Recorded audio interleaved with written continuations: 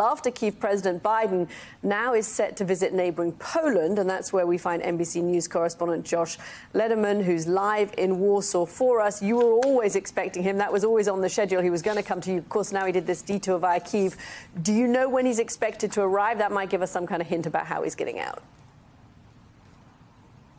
We don't. All we know at this point, Katie, is that he has now safely left Kyiv. So the president is no longer in the Ukrainian capital. But whether or not he is still in the country of Ukraine or not, we are not finding out yet. The White House saying they are going to release more information about the backstory of how this all was able to happen and how they safely pulled this off once it's safe to release those details, which may be an indication that the president is still making his way out. But we are, in the meantime, learning some new details just in the last minute or so about how this came together, with White House Deputy National Security Advisor John Feiner saying that this trip was planned meticulously over a course of months. And the National Security Advisor, Jake Sullivan, just told reporters that the White House gave Russia a heads up about the fact that President Biden was going to be going to Ukraine, that they told him a matter of hours ahead of time. They told the Russians that Biden would be in the Ukrainian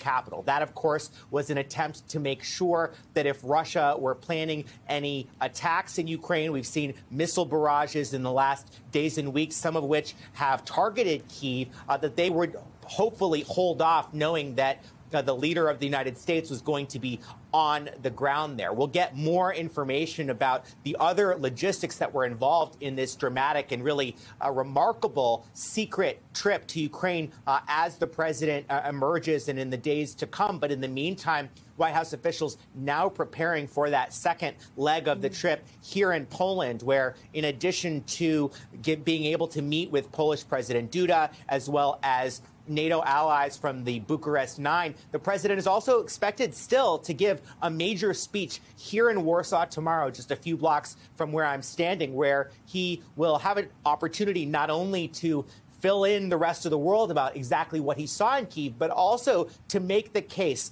for why it is so critical that Western support not only maintain itself, but increase in year two of this conflict. President Biden expected to use those remarks, which will take place the same day that President Putin is speaking in Russia, to try to drive home the fact that this continued U.S. and Western assistance is part of an effort to ensure global security, that it is the stakes are much broader than Ukraine, and that everyone has a vital national security interest in making sure that Russia is stopped in Ukraine.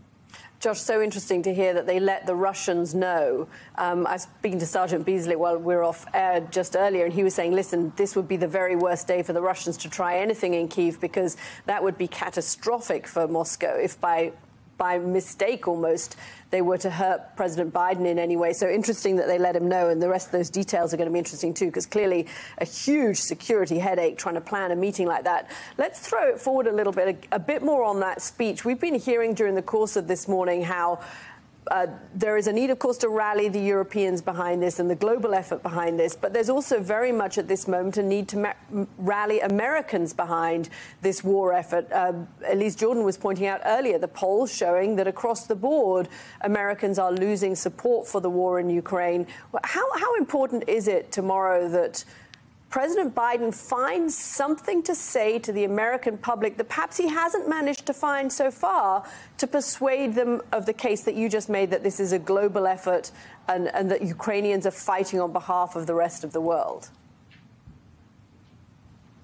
Yeah, well, on the one hand, the United States feels fairly good about the way that they have been able to hold together support for Ukraine for a full year. I mean, some of the predictions were that it would be just a matter of months into the war before Americans would get tired of supporting Ukraine, and certainly Europeans, who are much more directly feeling the impacts, the ramifications of sanctions and the other steps taken to try to punish Russia. And we have seen, there was an AP NORC poll that just came out that showed that the level of support for providing providing security assistance to Ukraine has dropped from about 60% last year to just 48%. And although some House Republicans have started grumbling about the need to no longer give a blank check to Ukraine, we're also starting to see Republican leadership try to make the case that that is a minority opinion and does not broadly represent the party, including Michael McCaul, the chairman of the House Foreign Affairs Committee, a Republican, over the weekend, saying it's time to increase support. So,